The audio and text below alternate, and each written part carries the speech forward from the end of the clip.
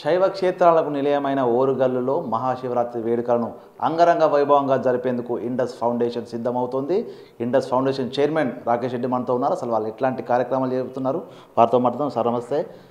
ప్రతి సంవత్సరం కూడా ఇండస్ ఫౌండేషన్ ఆధ్వర్యం లోపల లక్షలాది భక్తులతో ఈ వేడుకలు నిర్వహిస్తున్నారు. ఈసారి ప్రత్యేకంగా ఎట్లాంటి ఏర్పాటు చేస్తున్నారు, కార్యక్రమాలకు సంబంధించిన వివరాలు? ఓరుగల్లు ఒక కళా రాజధాని, ఒక సాంస్కృతిక రాజధాని, ఒక ఆధ్యాత్మిక రాజధాని. మీరు చెప్పినట్లుగా ఇది ఒక గొప్ప శైవ క్షేత్రం కూడా.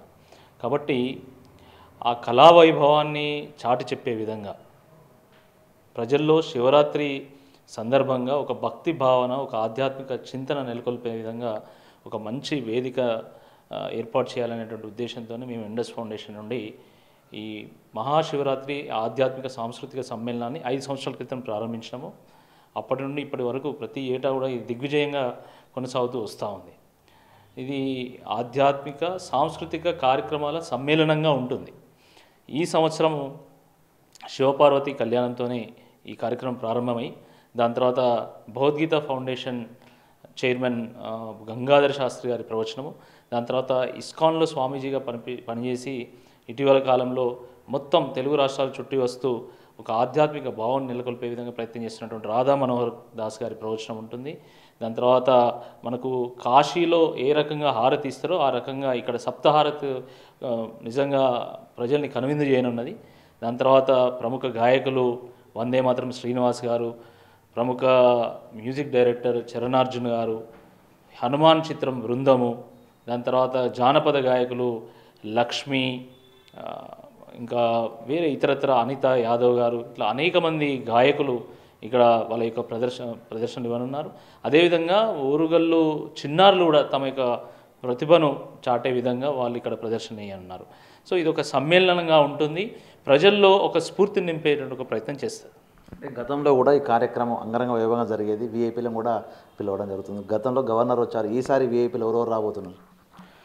అంటే ఈ కార్యక్రమం యొక్క గొప్పతనం ఏంటంటే ఈ కార్యక్రమం యొక్క స్వరూపం ద్వారా ఇది ప్రజల్లోకి వెళ్ళింది, అంతే తప్ప గెస్ట్ల ద్వారా కాదు. బట్ గత సంవత్సరము గవర్నర్ గారు రావడం ఎంతో అంటే ఒక గొప్ప విషయంగా అందరూ కూడా భావించిండ్రు.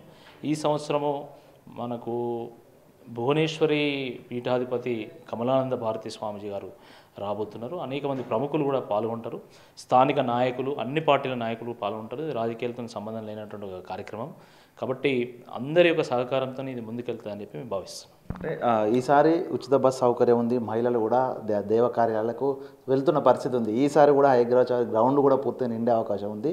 వచ్చేటువంటి భక్తుల కోసం మీరు చేసిన ఏర్పాట్లు?